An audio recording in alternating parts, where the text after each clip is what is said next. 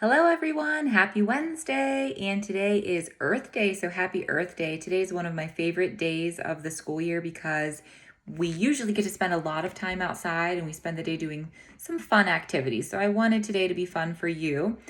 And so I posted a few optional activities today. We are going to read the story, The Lorax. If you haven't seen the movie, The Lorax by Dr. Seuss, I recommend it. I think it's a really good one. And today's all about all of the things that are found naturally in the earth, like the trees and the grass and the plants, and taking good care of them and making sure we're not polluting. So today I posted a nature walk for you to do, and even if you can't print that out, you can take it with you. Go for a walk outside, get some exercise, and take a look around for some of the things that can be found in nature and see if you can find any of the ones that are on my sheet. And then there's also a craft that goes along with our story, The Lorax. You'll have to print it out and color it. So if you don't have a printer, don't worry about it. You don't have to do it. It's optional. And then there is also an activity for how to make Earth Day crayons that you'll need your parents' help with. And you're able to do that only if they allow you. And then there's a color and count shapes worksheet as well. That's completely optional, okay? All right, so we're gonna read the story, The Lorax by Dr. Seuss. And this is a perfect book for Earth Day.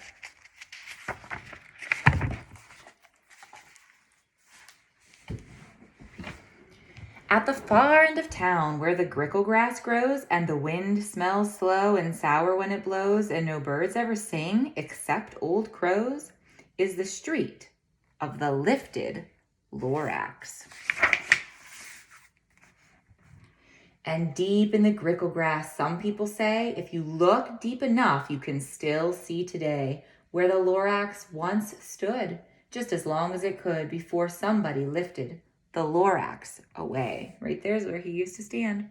What was the Lorax? And why was it there? And why was it lifted and taken somewhere? From the far end of town where the grickle grass grows, the old Onceler still lives here. Ask him. He knows. You won't see the Onceler. Don't knock at his door. He stays in his lurkin on top of his store. He lurks in his lurkin cold under the roof, where he makes his own clothes out of myth-muffered moof. And on special dang midnights in August he peeks out of the shutters, and sometimes he speaks and tells how the Lorax was lifted away. He'll tell you, perhaps, if you're willing to pay. On the end of a rope, he lets down a tin pail, and you have to toss in 15 cents and a nail, and the shell of a great, great, great grandfather snail. Then he pulls up the pail, makes a most careful count to see if you've paid him in the proper amount. Then he hides what you paid him away in his snub, his secret strange hole, and his groovyless glove. Then he grunts, I will call you by whispermaphone, for the secrets I tell are for your ears alone. Slurp. Down slops the whispermaphone to your ear, and the old Onceler whispers are not very clear, since they have to come down through a snaggerly hose, and he sounds as if he had smallish bees up his nose. Now I'll tell you, he says, with his teeth sounding gray, how the Lorax got lifted and taken away. It all started way back, such a long time back. Way back in the days, when the grass was still green, and the pond was still wet, and the clouds were still clean, and the song of the swami swans rang out in space. One morning I came to this glorious place, and I first saw the trees, the truffula trees, the bright-colored tufts of the truffula trees, mile after mile, in the fresh morning breeze. Look at how cool those trees are. I would love it if we had trees like that outside. And under the trees, I saw brown barbaloots frisking about in their barbaloot suits as they played in the shade and ate truffula fruits. There's little guys there. From the ripulous pond came the comfortable sound of the humming fish humming while splashing around. But those trees, those truffula trees, all my life I'd been searching for trees such as these. The touch of their tufts was much softer than silk, and they had the sweet smell of fresh butterfly milk. I felt a great leaping of joy in my heart. I knew just what I'd do. I unloaded my cart. In no time at all, I had built a small shop. Then I chopped down a truffula tree with one chop. And with great skillful skill and with great speedy speed, I took the soft tuft and I knitted a thneed. The instant I'd finished, I heard a gazump. I looked, I saw something pop out of a stump of the tree I'd chopped down. It was sort of a man. Describe him? That's hard. I don't know if I can. He was shortish and oldish and brownish and mossy, and he spoke with a voice that was sharpish and bossy. Who do you think he is? That guy right there. Mister, he said with a sawdusty sneeze, I am the Lorax. I speak for the trees. I speak for the trees have no tongues, and I'm asking you, sir, at the top of my lungs. He was very upset as he shouted and puffed. What's that thing you've made out of my truffula tuft? Lorax isn't too happy.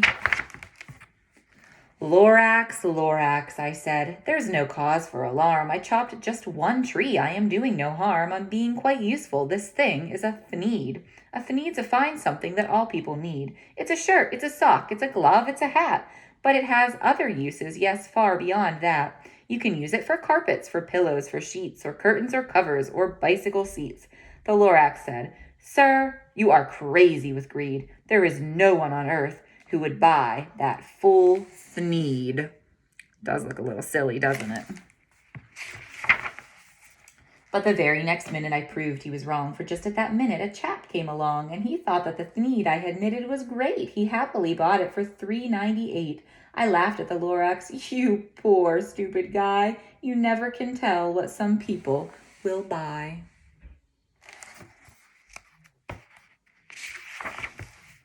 I repeat, cried the Lorax, I speak for the trees. I'm busy, I told him. Stop, if you please. I rushed across the room and in no time at all built a radio phone. I put in a quick call. I called on my brothers and uncles and aunts and I said, listen here. Here's a wonderful chance for the whole Onceler family to get mighty rich. Get over here fast. Take the road to North Nitch. Turn left at Weehawken, sharp right at South Stitch. And in no time at all, in the factory I built, the whole Onceler family was working full tilt. We were all knitting thneeds, just as busy as bees, to the sound of the chopping of truffula trees. Oh boy, they're chopping down more trees. Then, oh baby, oh, how my business did grow. Now chopping one tree at a time was too slow. So I quickly invented my super axe hacker, which whacked off 4 truffula trees at one smacker. We were making thneeds 4 times as fast as before. And that Lorax, he didn't show up anymore. But the next week, he knocked on my new office door. He snapped, I'm the Lorax who speaks for the trees, which you seem to be chopping as fast as you please. But I'm also in charge of the brown barbaloots, who played in the shade in their barbaloot suits and happily lived eating truffula fruits. Now, thanks to your hacking my trees to the ground, there's not enough truffula fruit to go round, and my poor barbaloots are all getting the crummies because they have gas and no food in their tummies. They love living here, but I can't let them stay. They'll have to find food, and I hope that they may. Good luck, boys, he cried, and he sent them away. I, the Onceler, felt sad as I watched them all go. But business is business, and business must grow, regardless of crummies and tummies, you know. I meant no harm. I most truly did not, but I had to grow bigger, so bigger I got. I biggered my factory, I biggered my roads, I biggered my wagons, I biggered my loads. Of the thneeds I shipped out, I was shipping them forth to the south, to the east, to the west, to the north. I went right on biggering, selling more thneeds, and I biggered my money, which everyone needs. Then again, he came back. I was fixing some pipes when that old nuisance Lorax came back with more gripes. I am the Lorax, he coughed and he whiffed. He sneezed and he snuffled. He snarled, he sniffed. Onceler, he cried with a cruffulous croak. Onceler, you're making such smogulous smoke. My poor swami swans, why they can't sing a note. No one can sing who has smog in his throat. The factory that the Onceler built is making everybody a little sick, and they're coughing from all of the smoke. And so, said the Lorax, please pardon my cough. They cannot live here, so I'm sending them off. Where will they go? I don't hopefully know. They may have to fly for a month or a year to escape from the smog. You've smogged up around here. All the animals are having to leave. What's more, snapped the Lorax. His dander was up. Let me say a few words about gluppity glup. Your machinery chugs on day and night without stop, making gluppity glup, also schloppity schlop. And what do you do with this leftover goo? I'll show you, you dirty old Onceler man, you. Onceler's making quite a mess.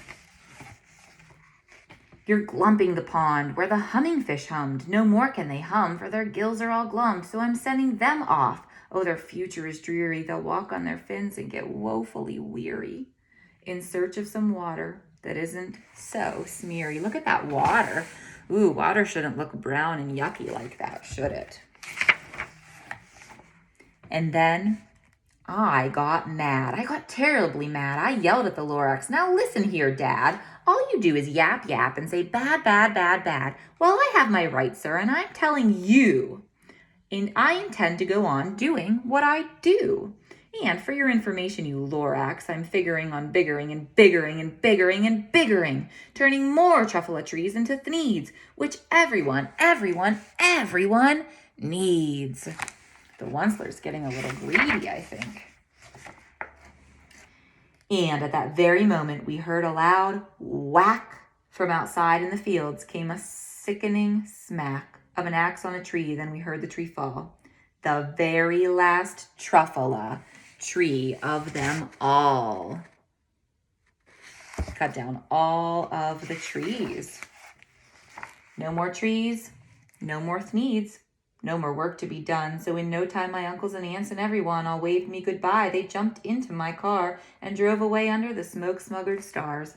Now all that was left neath the bad-smelling sky was my big, empty factory, the Lorax and I.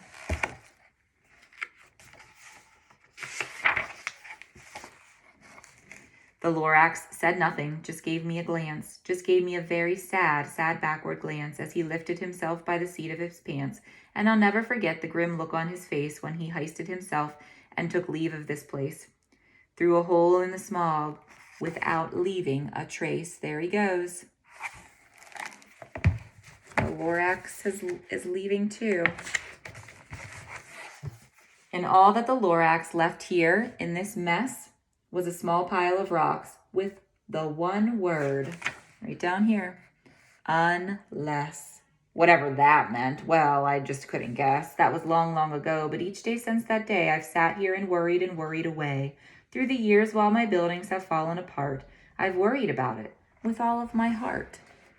So right there, the Lorax left the word unless. But now, says the Onceler, now that you're here, the word of the Lorax seems perfectly clear. Unless someone like you cares a whole awful lot, nothing is going to get better. It's not. So, catch, calls the Onceler, he lets something fall. It's a truffula seed. It's the last one of all. You're in charge of the last of the truffula seeds, and truffula trees are what everyone needs. Plant a new truffula, treat it with care, give it clean water and feed it fresh air. Grow a forest, protect it from axes that hacks. Then the Lorax and all of his friends may come back. The end. All right, so I hope you enjoyed our story. It has a lot to do with Earth Day because cutting down trees and chopping them down is okay because we need those for things, but it's always important to plant a new tree in its place so that we have clean air to breathe in, and things look a lot nicer too whenever we have a lot of trees planted around. The town where the Lorax lived, Doesn't look very nice, does it? It's empty, it's dark, it was dirty, but with all of the trees and the truffelas planted, look at all the animals that were there. So it's so important that we take care of our earth where we live on so that it can continue to be a beautiful place to live. All right, I hope you enjoy some of the activities that I posted. I hope you enjoyed the story, The Lorax. There's also a movie that maybe you can check out sometime. And happy Earth Day. I miss you all, and enjoy your nature walk, okay? Bye.